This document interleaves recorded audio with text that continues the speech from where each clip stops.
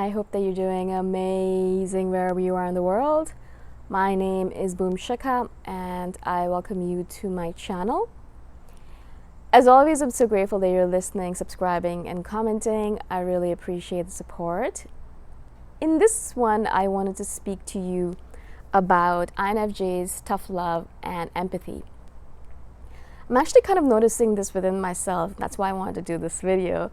It's always the case. I notice something within myself and I'm like, oh my God, I really have to talk about this. I noticed recently that I have a tendency, and I did a video on this previously in the form of empathic listening or empathetic listening versus dismissive listening.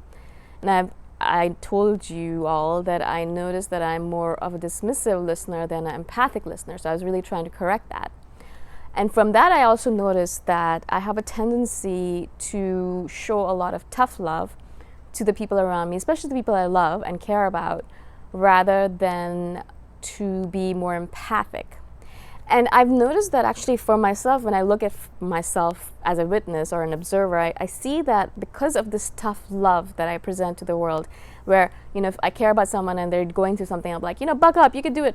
Not in that way necessarily, but, I'll try to be, I'll be tough on them in the fact that I'll try to look for solutions for them. I won't just let them vent and be in a sorry state or be sad about something, because I'm like, no, don't be sad. You can do it. You're better than that. Your life is amazing. Things like that. And basically what I'm doing in that moment in time is I'm dismissing their feelings or dismissing what they're going through to tell them that they should be doing better, or there's this too shall pass, or there's more out there, or there's other people that they can deal with, or there's more that they can do. Basically, what I'm trying to do as INFJ is I'm trying to move them from where they are right now to some place else where they can feel a little bit better, but also realize that they're actually quite lucky and everything's actually perfectly fine, and they're just making a big deal out of nothing. Because a lot of times what I notice is people do that. People have amazing lives, really good, amazing people around them, great lives, great love, all of that. They have everything, but they'll just sit and be moaning about this one particular thing that's going wrong in their life, and everything's terrible, and they want to moan and cry and whine and complain. But I won't let them. Like, no, all right, that's one little thing, and there's all of this amazing thing in your life. Why are you crying about this one little thing? What's wrong with you, kind of thing, right? What obviously happens when you do this kind of thing, and I know a lot of INFJs do this because we have this kind of tough love kind of tendency to us. What happens is that we come across as non-empathic. We come across as cold, aloof, robotic, mean, authoritarian, dictatorial. Like, we come across as something negative, something that is trying to push the person down or negate their feelings or dismiss their feelings, rather than be open to it and be like, yes, I understand, I know you're going through this, I am sorry for it, but you know what, you have an amazing life, things like that. And so saying it like that, we're like, you know what, just get over it, kind of thing. And I notice myself sometimes doing it, and I'm like, what am I doing, right? Stop it, don't do that. You are going to come across as being non-empathic, even though I am empathic, obviously, but I don't display it because I'm in my tough love mode, right? I think that's one of the disconnects that a lot of people feel as well when they meet an INFJ, because we actually go through a flow of going back and forth between being extremely warm and open and kind to being extremely cold and tough and get over it kind of attitude, where the person's like, all right, I don't know which INFJ person I'm going to get today. Is it going to be the warm empathic one? Can I talk to them and they'll commiserate with me? Or will it be the really mean one who's going to tell me just get over myself, right? And it confuses us. It confuses other people. It confuses us. It confuses everyone. A lot of times what I do in this situation, what I'm trying to do, as I said, I'm not good at this yet. And that's why I want to share these videos also, because I want to learn from the situation for myself, maybe teach you as well a trick or two, or maybe even learn from you. If you've already accomplished this, if you've already mastered it, then please share with us what your techniques are. But what I've been trying to do really now is I've been really trying to realize that most people don't want advice. And I said this in the last video as well. And I'm really, as I said, trying to realize this fact is that people don't want advice. Unless they actually come to you and say, I want advice for this particular thing. Most people don't want advice. They don't want you to tell them what to do. They don't want you to tell them to get over themselves. They don't want them to tell you that this too shall pass. They are not looking for all of that. They know all of this already. Everyone's read all the books. They all know all the stuff mostly. What they're looking for is they want to complain. They actually want to vent. They want to moan. They want to whine. They want to complain about the fact that their life is very hard and no one understands them, and have a very tough life, and everyone's against them, and things like that. Like that's the kind of thing they want to do. A lot of people actually just want to do that when they're having a bad day. That's what they want to do. They want to come home and they want to cry about their day, and they don't want the person to be like, well, you make loads of money from your jobs and you have a really great life because of it. They don't want to hear that. They know that already, I'm sure, maybe. But what we end up doing is that we start reminding them all those things that they already know. And the person's like, well, I know that already.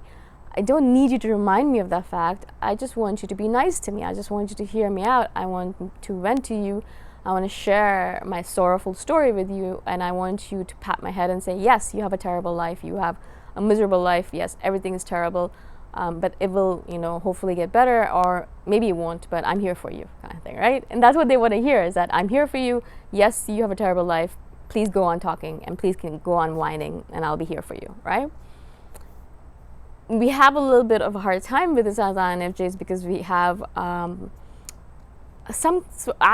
know for sure, a mental block to that, where I cannot just sit and listen to someone whining and complaining when I know that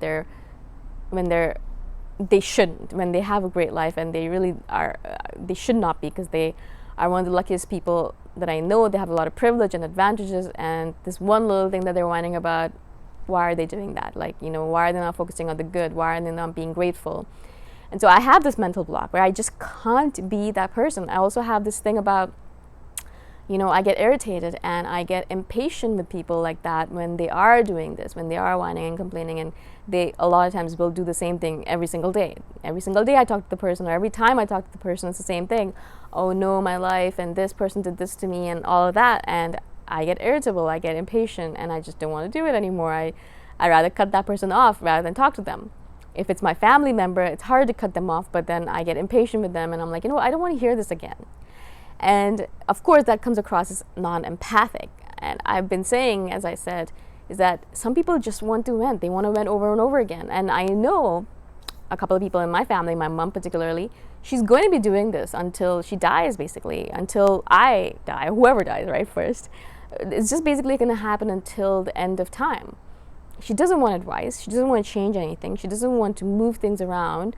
She just wants to complain. And not only her, there's loads of people in the other part of my life, not just family, but friends, acquaintances, who are like this too. They don't want to change anything. They don't want to become a different person. They don't want to improve themselves, or they don't want to improve the situation. They just want to complain. And so who am I to tell them that they need to improve themselves? They don't want to.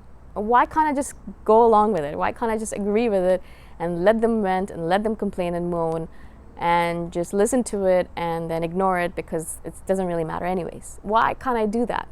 And this is a block that I have. I don't have really a solution for it, except every single time I notice myself getting impatient, I'm like, all right, you're doing that again. In my head, I'm trying to be more patient. And I'm like, all right, listen to them. They're venting. Yes, they're venting again about the same thing. It's okay. You can listen to it. It's okay. It's not going to take anything off your life. It's not something, it's no skin off your back. It does not matter. Doesn't change anything. If you have enough time, you have enough energy, you can listen to it, right? Of course, if I'm too tired to listen to it, too exhausted, or if I had a bad day myself and I don't want to listen to this, then I'll be like, all right, I'm sorry, but I don't have the energy for it. But if I do have the energy for it, if I have the patience for it, if I have the time for it, then it is, why not? That's the whole thing that comes up in my head. Why not just let them vent? Why not just listen to it? And so, of course, this is a block. It's a block that I have. It's a block that a lot of INFJs have. I've noticed a lot of you saying the same thing on the channel when they comment.